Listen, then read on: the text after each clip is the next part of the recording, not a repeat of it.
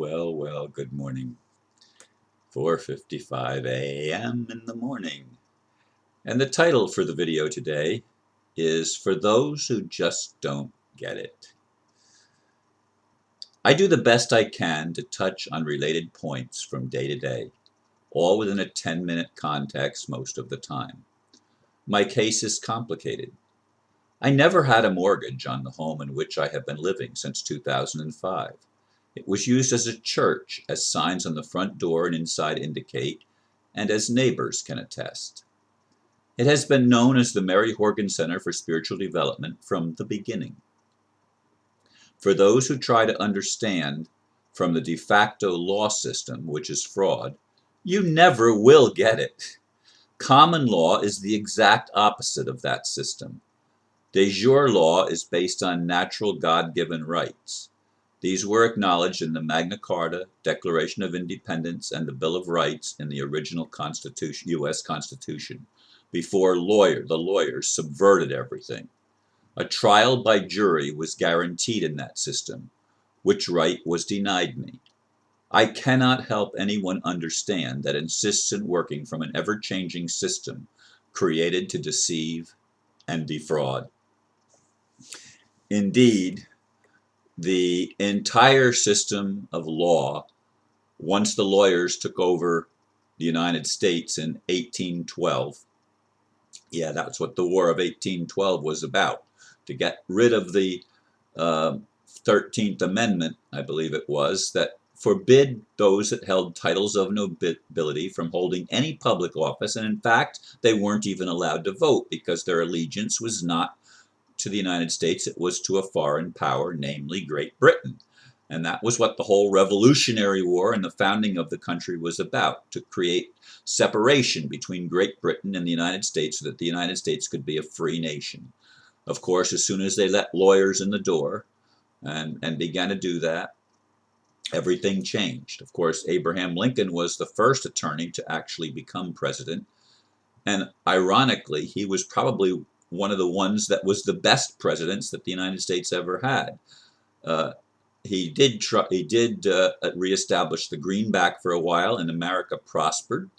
But of course, they shot him, and they implemented back their own money, which was debt currency, from Great Britain. And the bankers, once again, began to take control of the nation after the Civil War, and have been escalating it ever since, even through the 20th century, and even when Franklin Delano Roosevelt in 1930-something took all of the assets of the people and made the people debtors, and they took those assets to enrich themselves. In other words, he took money that actually belonged to us, the people, and took it and used it against us, the people, making us slaves of a system. That's what the name in all capital letters means.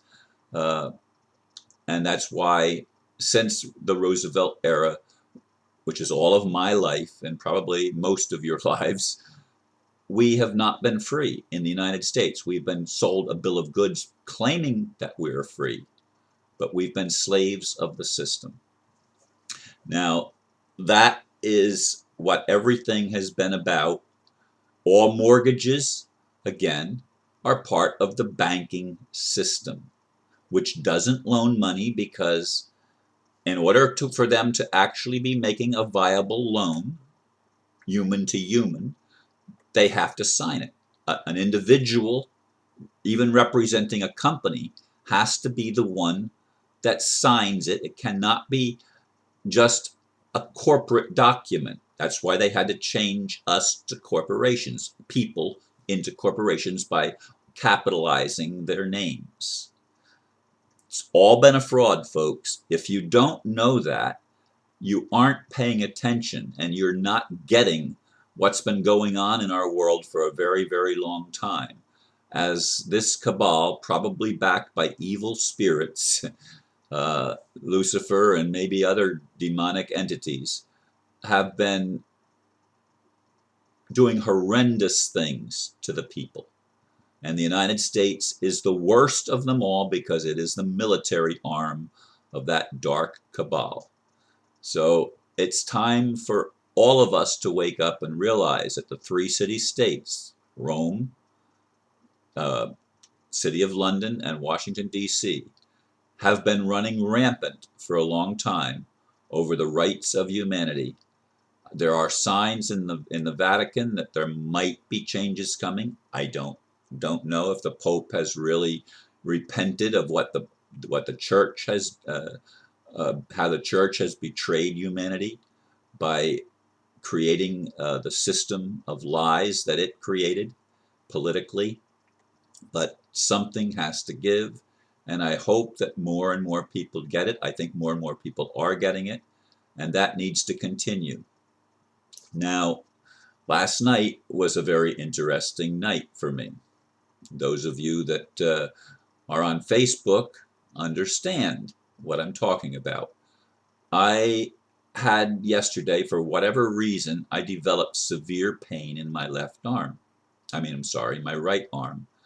And it prevented me, after over 2 hours, I still hadn't been able to fall asleep because the pain was so bad. So I posted a comment about that, asking for prayer on Facebook. And within a very short time, I had hundreds of people responding and again, it was only posted on Facebook, and not even my sub channel, not even the channel that has no limits, just the 5,000 friend limited Facebook page is all I posted it on. But I posted the comment, and I saw all the comments that were coming in, and I went back and tried to lay down. I finally fell asleep, and then somebody's pounding at my front door, and I go to the front door, and it's the police. And of course, I don't open the door for police. I didn't know why they were there. But another time that I opened the door for police, the policeman grabbed me and tackled me in my house and just about broke the same arm that was hurting yesterday, which of course brought back the memories when I saw the police there, because that's the same arm that they injured the other time, and it took over at least 2 or maybe more than 2 weeks before the pain dissipated. He put me in a hammerlock that was so bad. But all of this is a flashback to how I was treated by police. I ended up calling the police later and talking to the sergeant that was here, and talking to my brother, and talking to my cousin who actually called me, and I was wondering why I'm getting phone calls so late at night. But it's because of that comment that I made. My arm still hurts. I still would like prayer, but look, it's not a heart attack, folks. I've had 3 heart attacks. The first heart attack that I had was about a week and a half after I came home from the hospital after my surgery. And the pain was really, really intense. I called my son. He said, call 911. I called 911. By the time they got here, the pain had dissipated. The pain was in my chest and in my left arm. And it was intense. But it stopped hurting. It didn't continue to hurt and hurt and hurt. And that same thing happened 2 additional times after that. And just like the first time, the pain dissipated after a period of time, and it stopped hurting. The pain that's in my right arm, whatever it is and whatever caused it, continues to hurt just like it did when I was put in the hammerlock by that deputy sheriff those number of years ago. When they actually took me to jail, they released me the same night, but they did take me to jail for driving without a license, because I had an international driving permit. Anyway, I give you the more of the story, but again, getting back to the title, folks, please don't jump to conclusions and think you know the whole story because you've listened to a 10-minute video. As I said, it's a complicated case, and if you're just out to criticize me, if you're somebody that just started a page, I'll delete you. But if you've been on for a while, I won't delete you, but please get your facts straight and listen every day so that you sort of have a thread that you can base your comments on. On that note, I thank you again for listening, and namaste.